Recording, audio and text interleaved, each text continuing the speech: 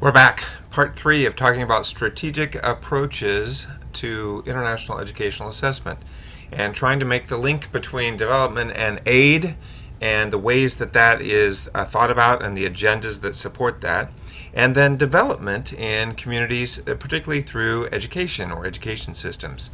And we can see that international and national assessments of education can provide us with some interesting information. And by us, I mean those of us who are researchers, those of us who might be working for those development and aid organizations, those of us who might be working for governments or ministries of education. And we gotten to the point where we had looked at what comprises the teaching and learning process in Saudi Arabia. We did that by noticing where Saudi Arabia in particular was struggling using some data. And we are now at the point of saying, all right, so maybe it's teacher and student attitudes that we can specifically look at as one example of the ways that we might bridge education and development or aid using international educational assessments.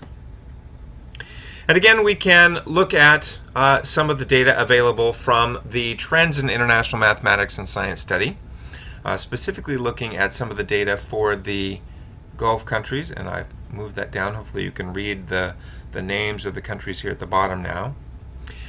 This is the percentage of students whose teachers report feeling very well prepared to teach numbers. And why would we do that? Well, let me just go back a little bit.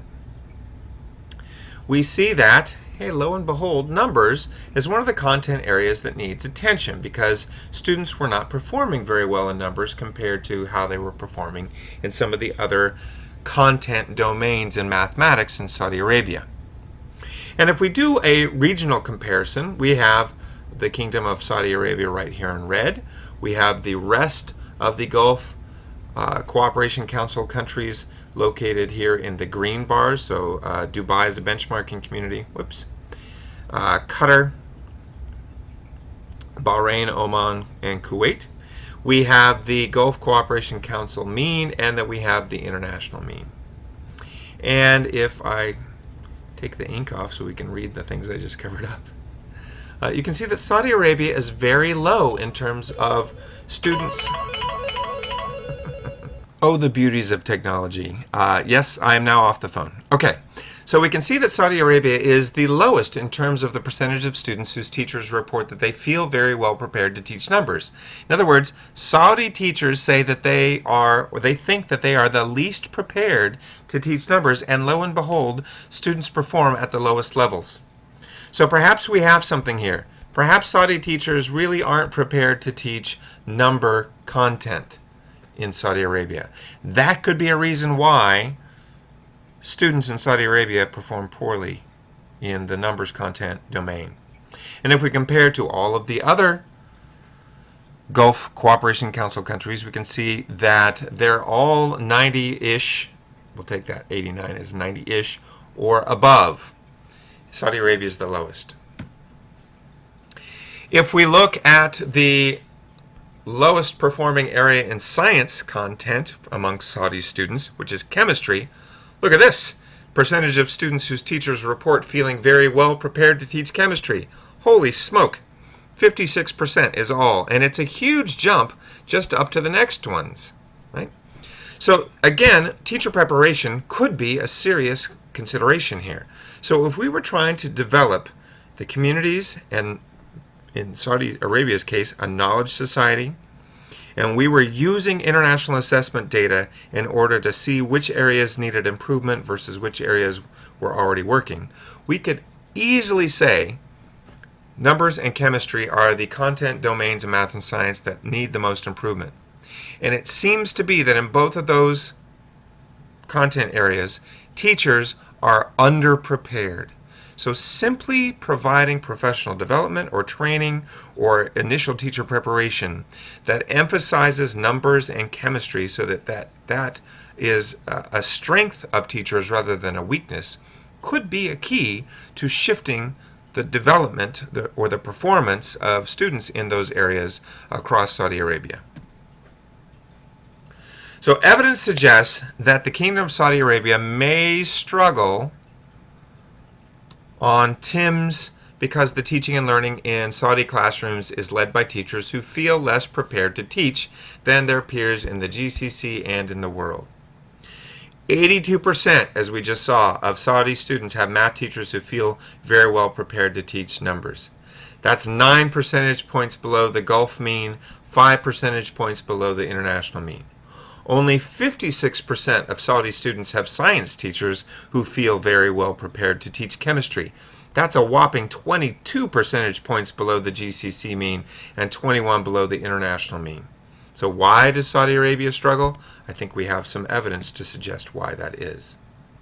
Now, if thinking about how Saudi educators and students can rise to the top, we have just used some data from an international assessment to show us how development and education might be linked. We could go a step further and we could do something called a SWOT analysis. Strengths, weaknesses, opportunities, and threats. A SWOT analysis looks at each of these things in order to balance internal and external comparisons and conditions that are helpful versus those that are harmful for Saudi TIM's success or educational development. We have identified some strengths and weaknesses. We have identified where the opportunities and the threats are. Hey, yellow doesn't mark on yellow. By looking at the internal comparisons of the content and cognitive domains for math and science education, and looking at teacher perceptions of their preparation levels in those content domains where students were the lowest performing. So why does the Kingdom of Saudi Arabia struggle? Well, because of their performance in numbers and chemistry, because of perhaps some of these teacher characteristics. And again, if we can improve infrastructure, capacity, and sustainability, we'll see a lot of educational development. We've noted that capacity seems to be the big issue. This is teacher preparation in numbers and chemistry. And if teachers are better prepared in numbers and chemistry, they're going to be more motivated, they're going to be more confident, the sustainability factor is going to rise. So where have we been and where are we going? We've asked, how can Saudi Arabia be successful in TIMS, although we could say development in education, in education more broadly. Yes, international assessments like TIMS are both a blessing and a curse. They can be seriously misused, but they can also help. The benefits are tremendous, so for many countries it is a worthwhile endeavor. We can define success by looking at the gaps given the reality. Right? This is our theory and reality check that we did in class. Internal comparisons are a top priority. External comparisons with the peer group is the next priority. Both of those should come before international or target group comparisons. We should be, or we can think about using international assessment data to build an evidence base for Saudi or any systems teaching and learning development. And we can develop both short and long-term strategies and action plans using infrastructure, capacity, and sustainability as a framework. I think we have a plan for moving forward. I think we have a plan for how we can strategically approach international assessments of education. This is one of the ways that we can now bridge this gap. This is one of the ways that we can think about bringing development and aid together with education. It is more than just the provision of education. It has much more to do with, I'm just randomly writing this on the page, not because it goes with these ones right here, quality. Having quality is going to be key. Access, in other words, providing a school everywhere, is, I'm not going to say it's 100% achieved because it's not. But it is not as much of a priority issue. Access is something, there are a lot of schools that are already available. The problem is the schools that are available do not seem to have the quality that is necessary for development to occur. And that is really what the link is between development and aid and education. It's its quality.